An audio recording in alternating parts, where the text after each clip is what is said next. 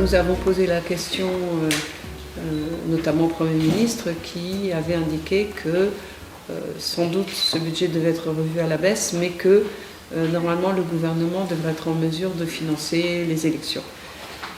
Il s'avère que en réalité,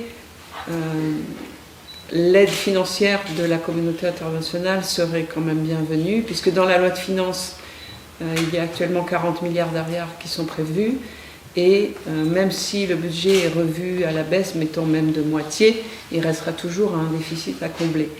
Donc la position de l'Union européenne, ça a toujours été que si un panier, un basket fund est mis en place par les Nations Unies, nous verrons comment nous pouvons contribuer. Je sais qu'il y a une mission des Nations Unies qui s'est rendue à Madagascar. Nous attendons toujours ses conclusions. J'ai vu le résident coordinateur encore il y a moins de 24 heures. Donc voilà, nous attendons et nous sommes prêts à contribuer dans la mesure du possible si la communauté internationale a les moyens un peu logistiques et aussi politiques de le faire dans le cadre d'un panier. Donc j'espère que je pourrai vous en dire plus dans quelques jours ou semaines.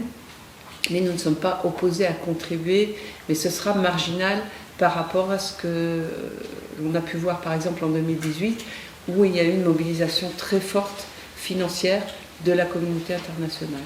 On verra si on peut mobiliser des fonds qui restent encore non affectés, mais on n'en a pas beaucoup. Donc ça, c'est une raison assez prosaïque. Et puis, une raison plus liée au contexte politique, voire de politique internationale, c'est que en 2018, le pays sortait de crises répétées. Il y avait une forte mobilisation de la communauté internationale pour aider Madagascar à sortir de la crise. Et aujourd'hui, on peut tout à fait critiquer certaines choses qui ne vont pas dans le pays. Nous poussons pour des réformes, nous constatons qu'il y a un impact social justement sur la population de la situation géopolitique. Donc tout n'est pas rose, mais on ne peut pas dire qu'il y a une crise ouverte comme ça a pu être le cas dans les années précédentes.